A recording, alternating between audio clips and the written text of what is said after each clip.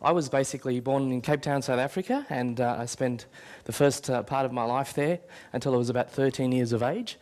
And I remember the days when my mother used to cry because she didn't know how she was going to feed her 4 children. I'm one of 4 children, and we grew up extremely poor.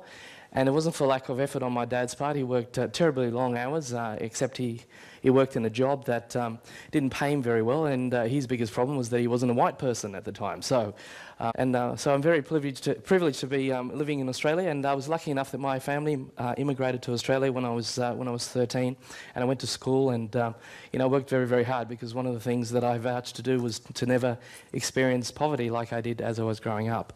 And the thing that got me excited was the prospect of pursuing a great career, and I ended up pursuing a career in the IT industry. So I was in the computer field, and in my last job I was actually with Hewlett-Packard. But that wasn't all good either, because I found that even though I worked very, very hard and went to uni and all that sort of stuff, when I started to get promoted, which seemed to be fun at the time, but very soon I realised that I was working for the company, and they seemed to be getting more out of me than for their own purposes than me personally.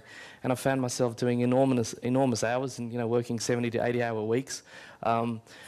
People thought I had the luxury of travelling everywhere, but that was normally on my time. So I'd travel to another place on the weekend so I could be there on Monday morning to work. And I started to realise that it wasn't fulfilling me. And then I started to think about my situation and thought, if I've worked this hard to get here, what awaits me? All I can imagine is to continue to do the same thing. And so it was about that time that I started to take a look at my boss. And the reason why I took a look at my boss is because I figured that if I was to continue what I was doing, then the only thing I could hope for was to get his job. So, I took a look at him, and his name was Greg, and he was in his 50s at the time. He'd had 3 failed marriages.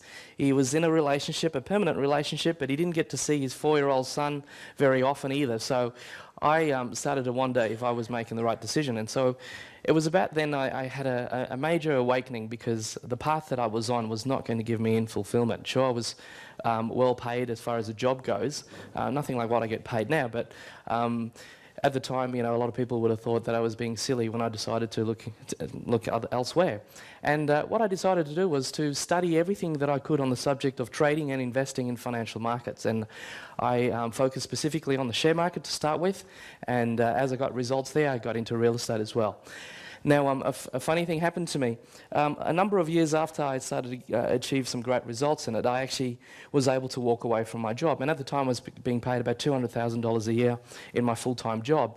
And my friends thought I was absolutely nuts for walking away from that job. But the thing that they didn't realise is that by trading financial markets only 2 to 6 hours a week, I was actually able to match that income, or get very, very close to it. And so it no longer made sense for me to work in the corporate life, because I was able to follow a different strategy. And I figured that if I didn't have my job, I could probably do more of that stuff. So I decided to walk away from full-time work as it was, and that was back in early 2000 or so. Since I've been with Julian and his team, one of my accounts, I think in that account, cash-wise, it wasn't much, a couple of thousand to start with. Yeah. So that particular portfolio has done well. Yeah. And we've traded, and probably within the 6 to 9 months. The other day it was trading at we had about 118,000 in it. We did one trade with the boys, and we bought $3,000 worth of puts. The market fell away, and when they traded them, we made $23,000 on it. Okay, I don't normally come to these sorts of things, and every time I do it's with trepidation, and they normally don't live up to expectations. But this certainly exceeded all expectations, well presented, well catered for, and I can highly recommend it. Well, I've just had the most amazing weekend.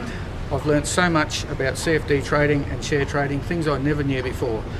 I've always been with managed funds, and advisors have looked after me and lost most of my money. So now at least I can learn how to make it all back. Magnificent course. Jules is a brilliant presenter, keeps you interested and laughing all the time. Recommend it to anyone. This has been a really enlightening experience. I've never done any type of share trading before. To me, it's as technical as computer parts and not understanding how they all work. So to have someone really break that down for you, talk in layman's terms, and give you a really polished presentation that makes sense, it's really fulfilling. If there's anything I can advise to any of my friends now is go get yourself educated, educate yourself about share trading, and I'd highly recommend you let Jules do that, because certainly I feel confident now in getting into the market and trading away. So thanks again, Jules. I'm Philip. I come from Toowoomba. Yeah. I recently retired farmer and looking at going into investment, living with investments now. I had a few cash flow strategies going that weren't working. I'd been to previous workshops. They didn't seem to be current in the, not for me, strategies for what the market is doing at the moment. So then I joined up for your mentorship program, and since then I've our business, which I suppose it has become now, our investment has turned into an investment business. We're now, what I've been chasing, we've now got cash flow back in the business, which then has let us step out to buy more investments again. Yes, so far it's working really well. Hitting all the goals. It's taken me exactly where I wanted to go. And before Jules, I was swimming in the dark, really, looking back. Now I have the ability to take money out of the market, and we can keep on doing what we want to do. Yeah, the first 6 months we just went gangbusters, and I think we can easily, double, triple where we are now. Yeah, it's exact figures. We were depends on the size of your portfolio, I suppose, but we were pulling, probably averaging about 30,000 a month, but that's dropped back to about 12 now, so it's a big difference. Still a lot of money, but it's a big difference, in your projections of where you want to go. It's but I have full faith. It's just a time thing now, and I don't think we're too far away from really start, hit gangbusters. Month would have been September last year. I think we took about, and this is where the averages is a funny thing, we took $75,000 out of the market for that month. No month has been a negative month. It's a real shortcut to where you want to go. Somebody that's already been there and willing to share their experiences with you, and just follow what they do. My first official seminar was to Uncle Mario in his lounge room, to 10 people that we all knew, and of course they told other people about it, and then I'd go over there and Trey and I would present to them, etc.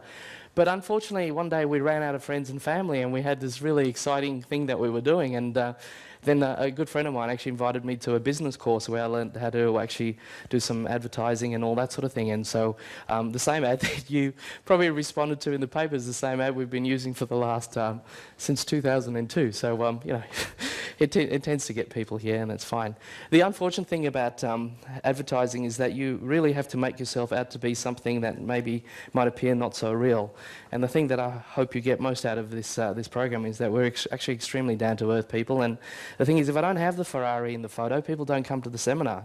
But once they're here, I think striving to have a Ferrari is probably the most shallow thing you could ever strive for. But for some reason, that's what gets the people here. So my job is to get you thinking that it's pie in the sky stuff, and then make it real for you in something that's a lot more wholesome and special. So I'll see how I go with that today.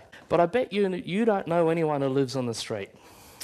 I'd be very surprised if you know anyone who lives on the street. Yet you go overseas and you see, not dozens of people, but thousands of people who are hungry. They don't even have basic things like security. So why I share that with you is because I grew up in a very struggled upbringing. And I don't think I'm a particularly intelligent person. I don't think there's anything special about me. And the whole point being that if we live in an environment and a society like we do, and I was able to make a success of it, then it means absolutely anybody here can. And all you have to do is just pay attention to what I'm going to share with you today. So I'm very excited to be here because I know that Frey and I have had the privilege of massively changing people's lives.